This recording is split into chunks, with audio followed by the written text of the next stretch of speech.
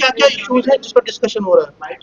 देखिए, जैसा कि आप सब लोग जानते हैं कि इंडो यूएस डील के बाद में 20 तारीख को खड़गे जी और राहुल जी की अध्यक्षता में 7 ऐसी स्टेट्स की मीटिंग हुई जहां पे इस यूएस डील का डायरेक्ट इम्पैक्ट और बहुत ज्यादा इम्पैक्ट पड़ता है, जिसमें जम्मू कश्मीर भी है। और वहां पे ये डिसाइड हुआ कि हमें इन रियासतों में खास तौर से, बल्कि पूरे मुल्क में जनरली, इस डील के जो असरात हैं वो लोगों तक पहुंचाने होंगे, क्योंकि ये ऐसी चीज है जो आम ग्रोअर या आम इंसान को नहीं पता है, टेक्निकल बातें जो इसकी हैं। तो उसी सिलसिले में आज हमने जम्मू में ये जो मीटिंग बुलाई है, ये पूरे जम्मू कश्मीर के 20 जिलों से लोग आए हैं, खासतौर से डिस्ट्रिक्ट प्रेसिडेंट्स आए हैं और सीनियर लीडरशिप हमारी यहाँ पे है। एक तो हम इस पे बात कर रहे हैं, और दूसरा इन बिटवीन में जो हमारे यूथ के प्रेसिडेंट उदय भानु चिब को जो गिरफ्तार किया गया है और उसके जो इम्पैक्ट्स हैं, किस तरीके से किया गया है, उसके ऊपर भी बातचीत चल रही है। तो क्या फ्यूचर क्या रहेगा, मतलब इंडो यूएस डील हो, ये जो भानु प्रकरण, तो आगे क्या you are intensifying your protest? हमारा जहां तक ताल्लुक है कांग्रेस पार्टी का, जो हमने एक प्रोग्राम शीट बनाया है, उसके हिसाब से हम हर जिले में, यहाँ पे तो कुछ जिले ऐसे हैं जहाँ पे सेब उगता है, कुछ ऐसे हैं जहाँ पे अखरोट उगता है, कुछ ऐसे हैं जहाँ पे धान है, जहाँ पे बासमती है, जहाँ पे और वीट है।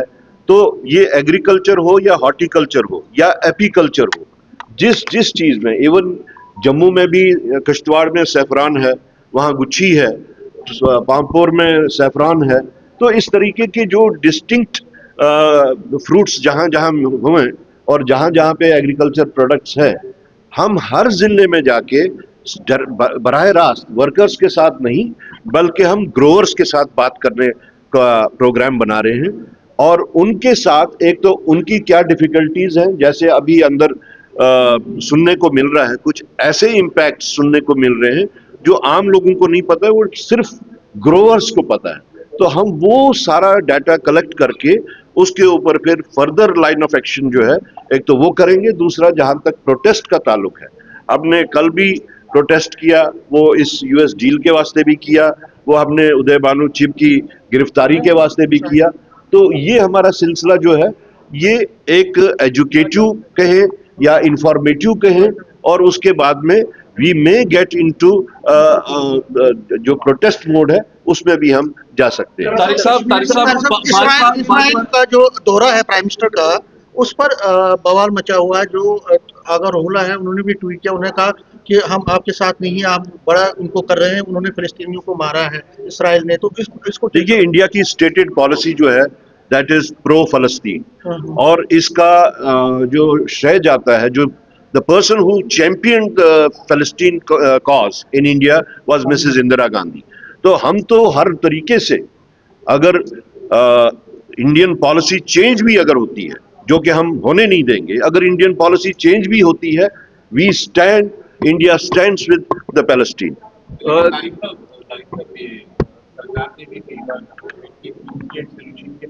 सॉरी, सरकार ने भी कई बार कहा है कि that we are in the favour of two state solution when it comes to the conflict in the West Asia. तो सिर्फ डीहाइब्रिड हुए, तो उसको लेकर आप क्या कहेंगे, डीहाइब्रिड पॉलिसी? देखिए, जहां तक पॉलिसी का ताल्लुक है, खासतौर से हम अपनी इंडियन पॉलिसी का देखें, ये जो फ्लिप फ्लॉप पॉलिसी रही है गवर्नमेंट ऑफ इंडिया की, it has been detrimental in every respect. ये फ्लिप फ्लॉप पॉलिसी सिर्फ साउथ ईस्ट एशिया में नहीं है, फलस्तीन के वास्ते ही नहीं है। आप देख लीजिए हमारे सार्क कंट्रीज में किस तरीके से वो पॉलिसी, जिन पैरामीटर्स पे साउथ ईस्ट एशिया का सार्क जो बनाया गया था, किन पैरामीटर्स पे था, it was gaining strength every day. But after 2014 ये जो हेजेमोनियल पॉलिसी रही बीजेपी की या हमारे प्राइम मिनिस्टर साहब की, hegemonial policy, big brotherly policy, jackboot policy, उसकी वजह से हम पूरे मुल्क में, पूरी दुनिया में आइसोलेट हो रहे हैं। आप अगर संज्ञान लें, पीछे जो ऑपरेशन सिंदूर हुआ, कौन हमारे साथ खड़ा था? हमारे तो जो इमीडिएट नेबर्स थे, छोटे छोटे मुल्क like Bhutan, like Nepal, like Sri Lanka, even they did not side us. So what I mean to say is कि हमारी foreign policy जो है that needs to be revamped, that needs to be revisited. साहब मुझे एक चीज बताइए कि कांग्रेस पार्टी का इस पूरे विषय पर क्या रुख है? क्या आप चाहते हैं कि भारत और इजराइल के बीच मजबूत संबंध? नहीं, हम तो मजबूत संबंध की बात नहीं करते, हम ह्यूमन राइट्स की बात कर रहे हैं, हम उन चीजों की बात कर रहे हैं जिन चीजों के ऊपर फलस्तीन प्रो फलस्तीन पॉलिसी रही है गवर्नमेंट ऑफ इंडिया की, जबकि जिसको आगे चलाने में सोनिया जी, अपना इंदिरा जी और यासिर अरफात ने जो पैरामीटर्स ड्रॉ किए थे उन पॉलिसीज को आगे चलाने की। दरअसल राहुल गांधी के नेतृत्व में इंडिया ब्लॉक करे, उनको नेतृत्व जाना करे, उस पर थोड़ा बवाल मचा हुआ, लेकिन उमर अब्दुल्ला ने उनकी नहीं, कोई बवाल नहीं मचा हुआ है। कुछ मनीष शुक्रायर हैं, बाकी इंडिविजुअल्स की उमर बात, अब्दुल्ला ने उनको सपोर्ट किया। ठीक है, इंडिविजुअल्स की बात करना जो है दैट डज नॉट मैटर। हाँ, अब आप उमर साहब की बात कर रहे हैं तो उन्होंने इस चीज को एक्सेप्ट किया है, एक रियलिटी को एक्सेप्ट किया है और इस रियलिटी को वो आप लोगों के सामने लाए हैं तो अच्छी बात है। विवाद हुआ जो वीडियो सामने आए जी, हिमाचल में जो कल विवाद हुआ कि जो युवा कांग्रेस के लोगों को गिरफ्तारी जो हुई, उसके बाद जो दोनों प्रदेशों की पुलिस के बीच जो वाद विवाद हुए। देखिए, जहां तक ये वाद विवाद की बात है या पुलिसिंग की बात है, इस वक्त हम देख रहे हैं कि the entire country has been converted into a police state.